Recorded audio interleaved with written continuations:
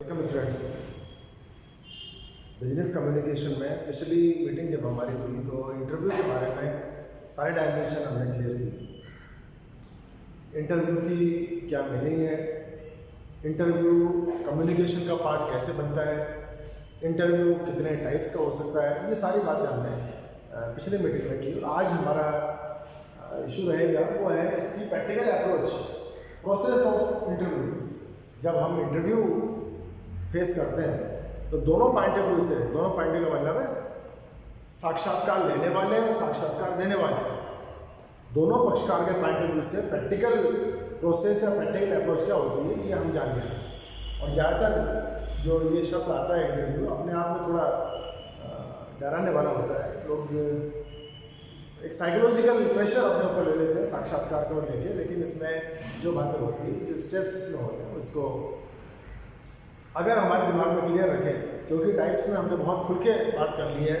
अगर कहीं भी मौका मिल जाए तो एक टाइप होती है इंटरव्यू की, जिसको नाम दिया हमने मॉक इंटरव्यू, कृत्रिम या बनावटी साक्षात्कार। उस कृत्रिम या बनावटी साक्षात्कार में एक पूर्वाभ्यास कह लो, रिहर्सल कह लो, इसके बारे में हमको एक बेस तैयार करने में हेल्प मिलती है। तो ऐसा कोई भी इंस्टीट्यूशन है या ऐसा कोई सेंटर है जहाँ पर ये सुविधा मिलती है, या कई बार हम भी इसके बारे में time to time sessions conduct करते हैं, तो उसका एक पार्ट बनकर आप एश्योर हो सकते हैं कि आपने इसके बारे में एक रिहर्सल की प्रोसेस को, एक प्रैक्टिस सेशन को पूरा कर लिया।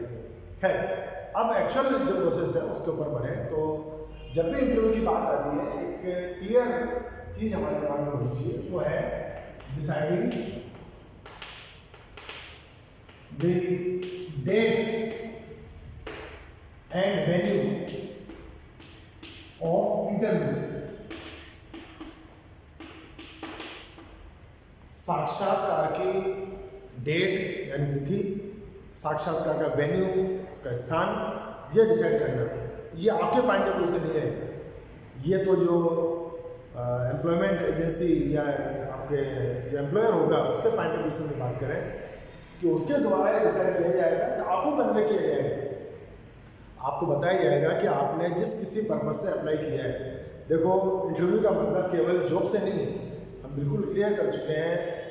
ये एम्प्लॉयमेंट इंटरव्यू भी हो सकता है, किसी कोर्स में एंट्री के लिए भी आपका इंटरव्यू लिया जा सकता है, जिसको पर्सनल इंटरव्यू ज़्यादा कह के हम पुकारें तो वो बेटर रहेगा। और कई बार बैंक में भी आपको इंटरव्यू देना पड़ता है, जैसे लोन वगैरह की रिक्वायरमेंट होती है, तो एक इंटरेक्शन सेशन जो होता है उसमें उसकी रिक्वायरमेंट हो सकती है। लेकिन यहाँ पर अगर बात कर रहे हैं एम्प्लॉयमेंट इंटरव्यू की बात कर रहे हैं, किसी रोजगार साक्षात्कार की बात कर रहे हैं, तो ये पहला स्टेप कंपनी की तरफ से, इंस्टीट्यूशन की तरफ से, कि वो अपनी सुविधा के अनुसार एक डेट डिसाइड करेंगे, एक वेन्यू डिसाइड करेंगे, और जितने भी एस्पायरेंट्स मान सकते हैं, जितने भी आवेदक मान सकते हैं, वो सबको इन्फॉर्म कर दिया जाएगा कि आपका इंटरव्यू किस डेट को किस जगह पर कंडक्ट होना है। तो इस पर तो खाली हमको एक डेट शीट मिल गई है, एक आधार मिल गया है कि किस डेट को, किस समय पर, किस स्थान पर हमको इंटरव्यू फेस करना है। वो आपकी एक ग्राउंड बनाने की पहली स्टेप पूरी करेंगे। दूसरी बात करते हैं प्रायर अरेंजमेंट्स और प्रिपरेशंस।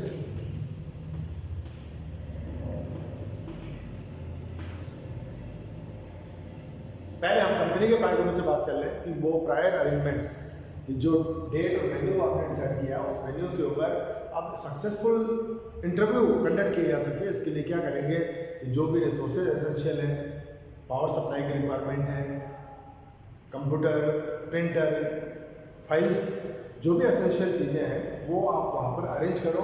ये तो कंपनी के हिसाब से, या कंपनी के पॉइंट ऑफ व्यू से एक बात और कि पैनल ऑफ एक्सपर्ट्स, इंटरव्यू लेने वाला जो पैनल होगा उसको भी आपको डिसाइड करना है। ये भी आपकी प्रायर एलिमेंट्स में बात हो जाएगी। अब आपके पॉइंट ऑफ व्यू से, जो इंटरव्यू फेस करने वाला पक्षकार है, उसके पॉइंट ऑफ व्यू से क्या प्रिपरेशन करना है, आप अपने आप को उस जॉब के लिए, उस अपॉर्चुनिटी के लिए प्रेजेंट करने वाले हो, तो क्या करोगे आप प्रिपरेशन करो, इंटरव्यू फेस करने के लिए प्रिपरेशन करो, कम्युनिकेशन कमांड हासिल करने के लिए साइकोलॉजिकल एक साउंडनेस दिखाने के लिए आप प्रिपरेशन करो, और जिस जॉब के लिए है, जिस कंपनी के लिए है, उसके बारे में कुछ इन्फॉर्मेशन आपको कलेक्ट करनी चाहिए। कंपनी कौन सी है, कब बनी हुई है, क्या काम होता है, किस जॉब के लिए आपने अप्लाई किया हुआ है, उससे जुड़ी हुई एक्सपेक्टेशंस क्या है, ड्यूटीज़ क्या है, रिस्पॉन्सिबिलिटीज़ क्या है, ये चीज़ें आपको पता होनी चाहिए। आजकल सब नेट पर अवेलेबल होता है, इसमें कुछ ज़्यादा आपको मेहनत करनी पड़ेगी।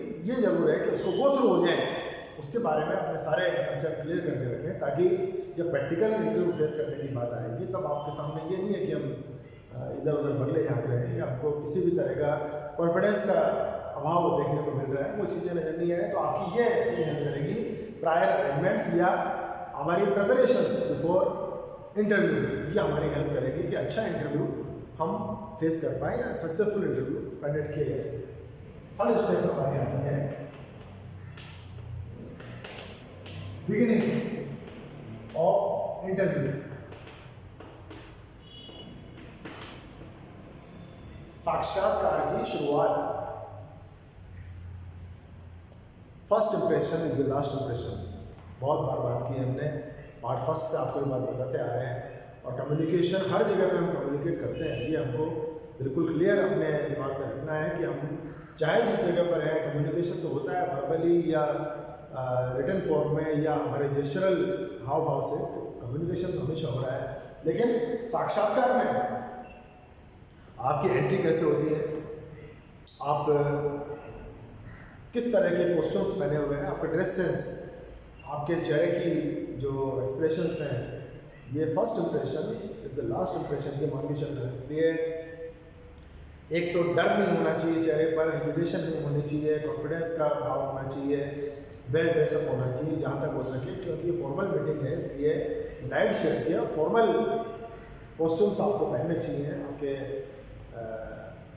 फर्स्ट इंप्रेशन अच्छा नज़र आए, ये स्माइल करते हुए आप रूम में एंट्री लें और थोड़ा वेट करें। आपको कहा जाए कि प्लीज सिट डाउन, तो उसके बाद में अपनी सीट पर बैठ जाए। उसके बाद में जैसे जैसे आपसे पूछा जाए वो बात आप करते रहें।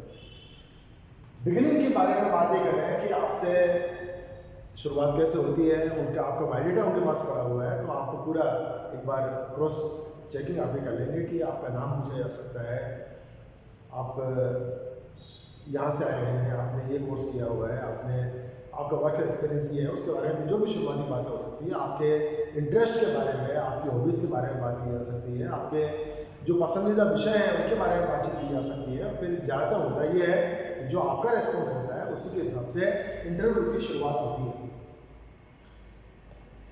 आपसे कहा गया है कि आपकी तैयारी किस टॉपिक की है, आप ये बता दें। बहुत अच्छा काम कर दिया, काम बहुत हल्का कर दिया, लेकिन आपका अब बहुत बड़ा एक रेस्पॉन्सिबिलिटी का लेवल आता है कि बहुत कॉन्फिडेंस के साथ और जिस पे आपका कमांड है वही विषय आप उसके बारे में बताएं। और जो उस जॉब से रिलेटेड हो, जिस कंपनी से रिलेटेड हो, ऐसा टॉपिक आपको सेलेक्ट करना चाहिए। उसके बाद ये पहला क्वेश्चन आ जाता है, तो एक के बाद एक क्वेश्चन हो सकता है आपके आंसर से क्वेश्चन निकाल लिए जाए या उसकी कड़ी से कड़ी जोड़ने की कोशिश की जाए। ये सारे सवाल पहले से लिख के बैठे, ऐसा नहीं होता है, परिस्थितियों से भी क्वेश्चंस निकल कर आते हैं। उस चीज़ की आपको प्रैक्टिकल जब एक्सपीरियंस होता है तो ये बातें पता लगती हैं। फिर स्टेप आता है मिडिल ऑफ इंटरव्यू।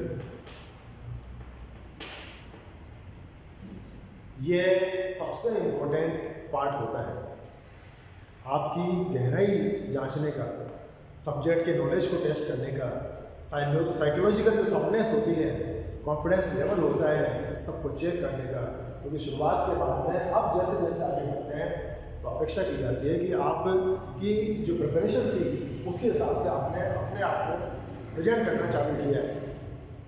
तो सवाल पूछे जाए, सबसे बड़ी बात आती है कि केयरफुल लिसनिंग बहुत ज़रूरी है। जल्दबाजी में आंसर नहीं देना है, सवाल को पूरा सुने और उसके बाद में कुछ सेकंड्स का पॉज ले लें, 2 4 5 सेकंड, इतना टाइम बहुत होता है आपके दिमाग में, उसका आंसर एक बार जनरेट हो जाए। क्योंकि आगे जैसे बोलना चालू करेंगे तो वो आपको क्लू मिलते चले जाएंगे।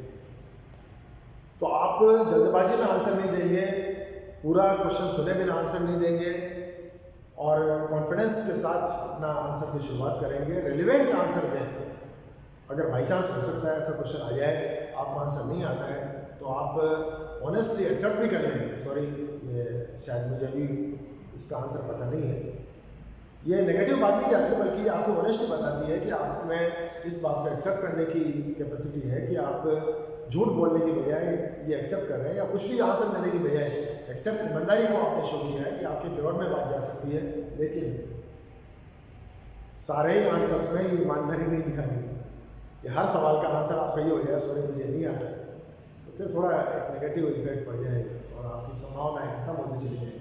इसको एक्सेप्शनली काम में लेना है।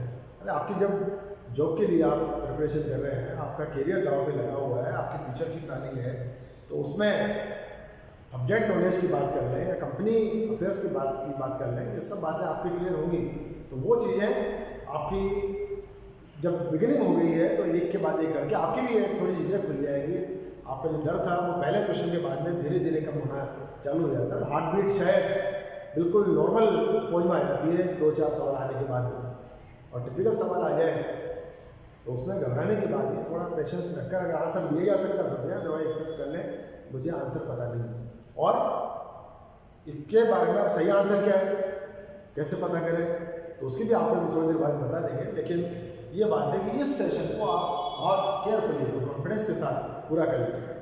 पैनल में एक आध लोग ऐसे भी बैठे होंगे जिसको आपको साइकोलॉजी को टेस्ट करने के लिए, आपका कॉन्फिडेंस बढ़ाने के लिए, कैसे आपको देख के स्माइल कीजिए, आपके आंसर को देख के आपके आंसर के ऊपर किसी की हंसी आ गई और आपका कॉन्फिडेंस खत्म हो गया। ये आप खाली थोड़ा आपको टेस्ट करने का तरीका था, आपको डिमोटिवेट करने की बात नहीं थी। बस ये है कि कितना उसको आपने पर्सनली लिया है, ये वो मैटर काउंट करता है। एक और बात इस सेगमेंट में ध्यान रखेंगे वो ये है कि पैनल में जो इंटरव्यू लेने वाले पार्टीज हैं वो लगभग 5-7 लोग पैनल में बैठे होंगे। सवाल को एक ही व्यक्ति पूछेगा एक बार में, तो आपको आंसर देते समय इस बात को ध्यान में रखना है कि उस अकेले व्यक्ति को आंसर नहीं देना है, आपको पैनल को रेस्पॉन्ड करना है। तो आपकी आई कॉन्टेक्ट उस पैनल के सभी मेंबर्स के ऊपर टाइम टू टाइम जानी चाहिए और आपको अपने आंसर से किसी इंडिविजुअल को नहीं बल्कि उस पैनल को सेटिस्फाई करना है। ये आप अगर आप जस्टिफाई कर लेते हैं तो आपका मिडिल सेक्शन ये भी सक्सेसफुल पूरा हो जाएगा। फिर हमारे बारी आएगी end of the interview. And कब माना जाता है कि जब कोई भी सवाल बाकी नहीं रहा है या पैनल अब आपसे और नया क्वेश्चन पुटअप करने की स्थिति में नहीं है या वो इंटरेस्टेड नहीं है, तो लगभग माना जा सकता है कि आपके इंटरव्यू का एंड ऑन होने का समय आ गया है। तो वहाँ से सवाल बंद हो गए, ये एक एस्पेक्ट है। अब आपकी तरफ से सवाल चालू हो सकते हैं। अभी हमने बात की थी कि अगर मान लो किसी क्वेश्चन का आंसर आपका सही नहीं माना गया या उसको आपको कहा गया कि ये नहीं ये आंसर सही नहीं, तो क्या करें?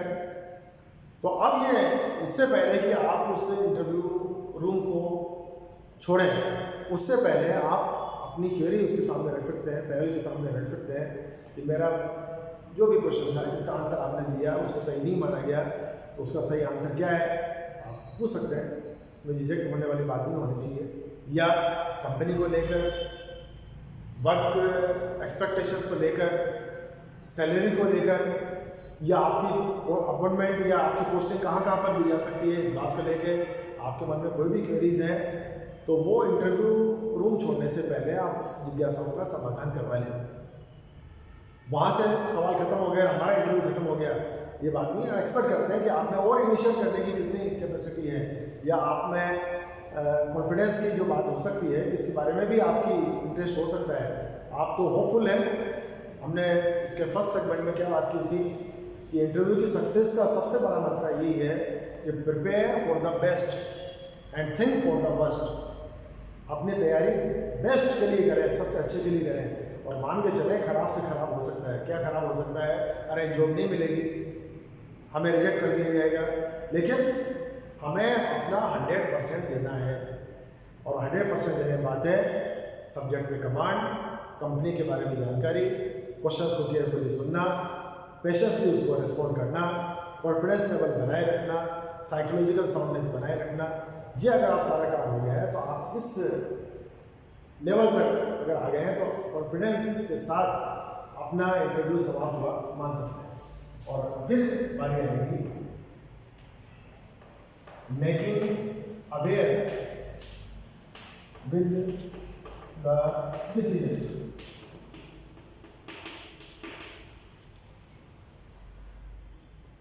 इस इंटरव्यू का रिजल्ट क्या रहा, आपके फेवर में डिसीजन हुआ या नहीं हुआ, जॉब आपको मिलने वाली है या नहीं है। अब आपको इसके बारे में इंफॉर्मेशन कंपनी की तरफ से दी जाएगी। उस इंफॉर्मेशन का जो भी एक रीजनेबल टाइम पीरियड हो सकता है उस समय तक वेट करना है। ये नहीं कि इंटरव्यू के अगले ही दिन आप कंपनी में फ़ोन करना चालू कर दें कि मैंने इंटरव्यू दिया था, मेरा सिलेक्शन हुआ या नहीं हुआ। इसमें जल्दबाजी नहीं करनी है। आपकी कंपनी ने सिलेक्शन अगर कर लिया है तो रीजनेबल टाइम ये होता है कि वो आपका अपॉइंटमेंट लेटर तैयार करेंगे, उसको टाइप किया जाएगा, उसको डिस्पैच किया जाएगा।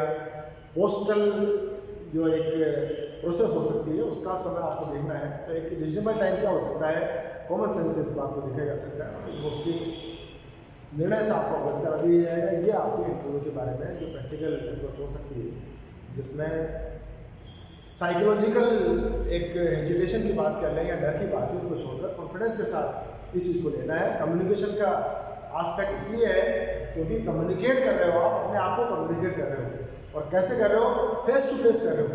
वर्बल कम्युनिकेशन है, आपका जेस्चरल कम्युनिकेशन है, दोनों चीज़ें एक साथ हो रही है।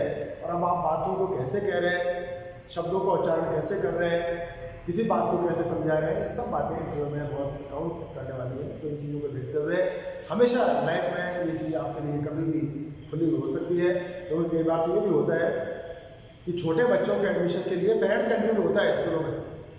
तो ये एक ऐसी प्रक्रिया है जो कभी भी आपके लिए आगे भी खड़ी हो सकती है। इसके लिए आपको इन स्टेप्स के होकर गुजरना पड़ेगा और आपकी ये पहली दो चीज़ें सारी सक्सेस की गारंटी आपके लिए सुनिश्चित करें। देखें, इसको देखें, प्रैक्टिकल गाइड आपको आज मिल गई है, इसकी प्रैक्टिस करते रहें। और एक मॉक सेशन अगर पॉसिबल हो पाया तो यहाँ कॉलेज में करवा देंगे, अदरवाइज जहाँ भी अगर ऐसा कोई एवेन्यू मिले तो उसकी आप ज़रूर तलाश करते रहें। और उसको चाहे उसको ऑब्जर्व भी कर लें, इंटरव्यू फेस करने के बजाय ऑब्जर्वर के रूप में भी या एक ऑडियंस के रूप में भी उसको देख पाए तो वो काम करें। Good luck. Thank you.